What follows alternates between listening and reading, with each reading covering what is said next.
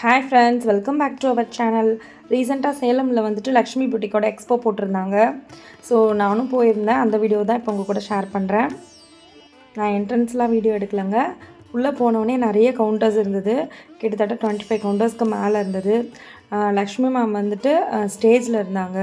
நானும் கொஞ்சம் சில்க் சாரீலாம் பார்க்கணுன்றதுனால ஸ்டேஜில் போய் சில்க் சாரீஸ்லாம் பார்த்துட்டு இருந்தேன். இந்த பிரிண்டட் சில்க்கு எடுக்கலான்னு தாங்க போயிருந்தேன். பட்டு அங்கே போய் அதை டச் பண்ணி பார்த்ததுக்கப்புறம் கொஞ்சம் ஐடியா மாறிடுச்சு. சாரீ நல்லா தான் இருந்தது, பட் அது டிஷ்யூ டைப்பில் இருந்தது. ஸோ எனக்கு டிஷ்யூ டைப் வேண்டான்றதுனால நான் அந்த சில்க் சாரீ எடுக்கலை. லக்ஷ்மி மேமை பற்றி சொல்லியே ஆகணுங்க. அவங்க வந்து நம்ம வீடியோவில் பார்க்குறத விட நேரில் ரொம்ப ரொம்ப அழகாக இருக்காங்க.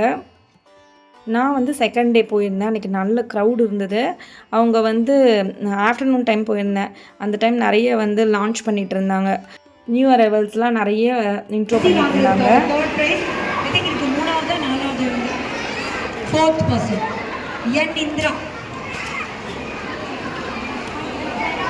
சுரேஷ் மேம் டிசைன் அதோடைய கலர் ஆப்ஷன்ஸ். ஸோ ஒரு சாரி இதில் ஓப்பன் பண்ண அதாவது ஒவ்வொரு ஊர்லேயும் இந்த மாதிரி எக்ஸ்போ பண்ணுறதுன்றது சாதாரண விஷயம் இல்லைங்க. அவங்களுக்கு full and full family support இருக்குது. அதனால தான் அவங்களால இது பண்ண முடியுதுன்னு நினைக்கிறேன்.